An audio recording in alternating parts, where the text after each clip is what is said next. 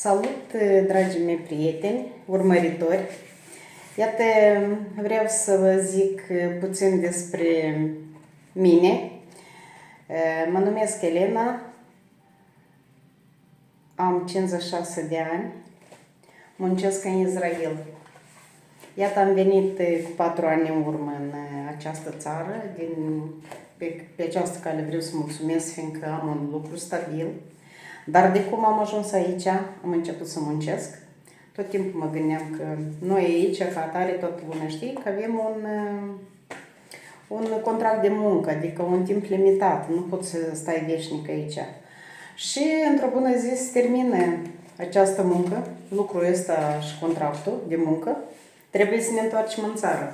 Dar vă dați seama, am venit câțiva ani în urmă, anii se adaugă, din păcate, la vârsta noastră se mărește, se înalță, trebuie să te întorci. Dar fizic nu mai poți, de acum nu mai dă nici, nu te ia nimeni la lucru, adică cu așa, cum e la noi la Moldova, tinerii și nu-și găsesc de lucru, dar oamenii mai trecuți așa, mai maturi, cu atât mai greu.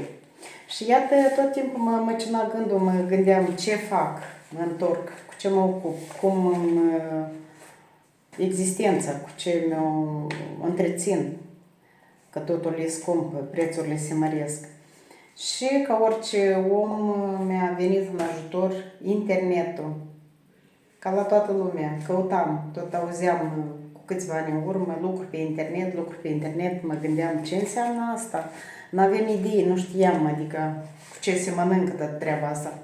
Și m-am cufundat, am început a strânge informații, mai intram, unde erau reclamele astea, veniți, puneți plus, dacă doriți un lucru, tot.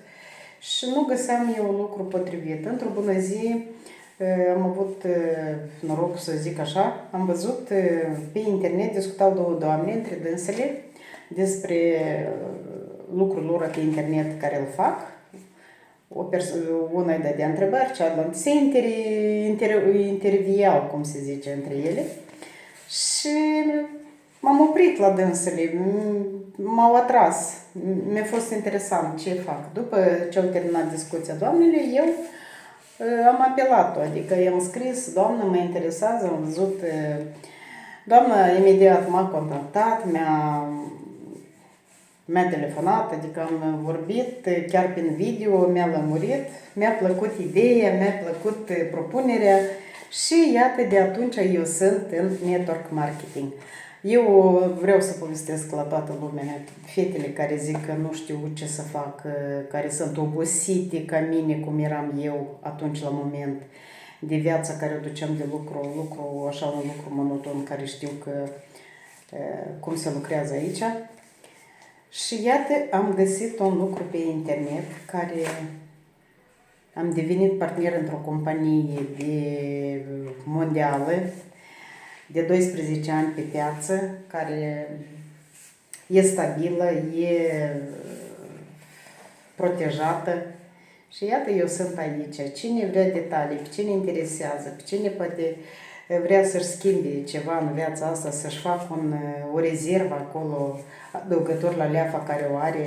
Apropo, iată aici, eu am certificate, sunt foarte multe, nu pot să vă le arăt pe toate, certificatele la foile mele valorice în care eu am investit. Așa că totul este legal, totul este adevărat. Contactați-mă și vă răspund cu mare drag.